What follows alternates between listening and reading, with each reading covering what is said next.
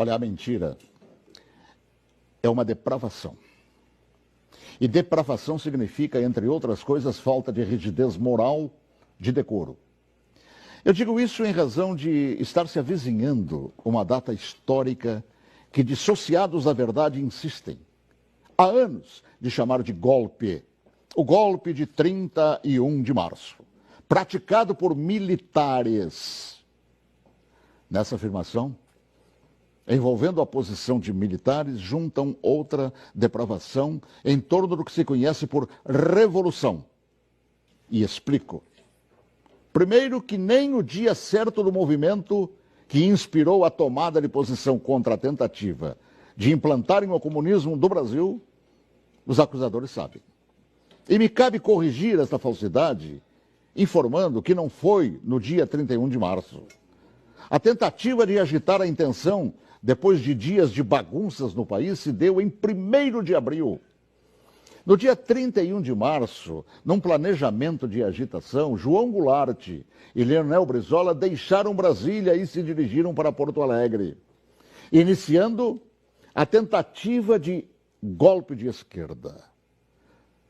No dia seguinte, 1º de abril, agitação que deram o nome de Campanha da Legalidade, segundo o movimento de resistência que os incipientes de hoje não sabem, ou se sabem, mentem.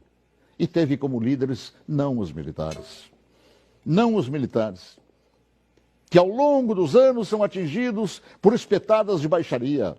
A liderança daquele movimento revolucionário pertenceu a civis que inspiraram o povo brasileiro a sair às ruas aos milhares em todas as capitais, em passeatas que ficaram conhecidas como Marcha da Família com Deus pela Liberdade. E os civis que promoveram e lideraram a revolução foram os governadores, civis, repito, do Paraná, Ney Braga, de Minas Gerais, Magalhães Pinto, da então Guanabara, Carlos Lacerda, do Rio Grande do Sul, Hildo Meneghetti, de São Paulo, Adhemar de Barros, de Santa Catarina, Celso Ramos, além dos jornalistas Roberto Marinho, do Globo, e Assis Chateaubriand, dos diários e emissoras associados, essa última empresa para a qual eu trabalhava. Os militares, diante da pressão desses líderes governamentais e pressão do povo nas ruas, é que, depois de Goulart e Brizola abandonarem tudo e fugirem para o Uruguai, é que, após um breve período de governo de Ranieri Mazzilli, o vice que foi empossado pelo Congresso, é que assumiram o comando da nação por ter o mesmo Congresso decretado vago o cargo de presidente. Ninguém tirou João Goulart de lá. Ele é que fugiu. Eu ouvi fugir.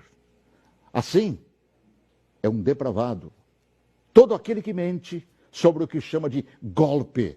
E que foram os militares que assim determinaram, pois golpe é o que queriam os sociopatas implantar.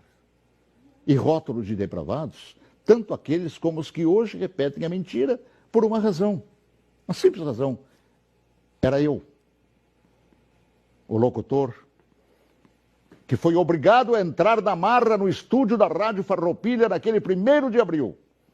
Conduzido por Goulart e por Brizola. Eu fui sequestrado e testemunha ocular da história, talvez, quem sabe, a última no Brasil, e ali ficado na cadeia de rádio chamada Cadeia da Legalidade. Eu fui nomeado oficialmente por Goulart e Brizola, lendo ofícios redigidos e patrulhados por um bando de agitadores.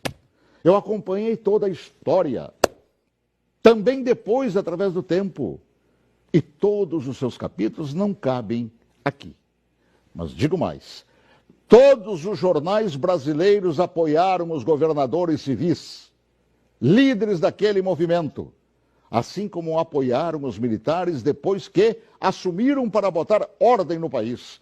Todos os grandes jornais brasileiros, com exceção do chamado Última Hora. E os militares, após assumirem e resgatarem a ordem atropelada pelo comunismo, transformaram o Brasil naquela época da 49ª economia do mundo, na 8ª economia do mundo.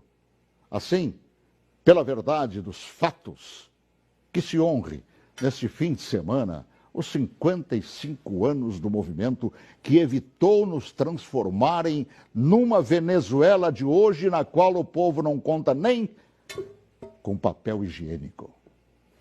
Boa tarde, se Deus quiser, até logo mais, às 18h40, com espaço de ponto de vista. Olha que eu conheço inúmeras histórias suas, Paulo Martins, mas essa eu confesso que eu desconhecia. E essa é verdade, porque eu fui testemunho ocular de tudo. A gente que estuda jornalismo tantos anos ouve falar de diários associados. Jamais imaginei, Paulo, que você estava lá testemunhando tudo isso. Estava lá, no batente, cobrindo, inclusive, isso que hoje mentem por todo o Brasil.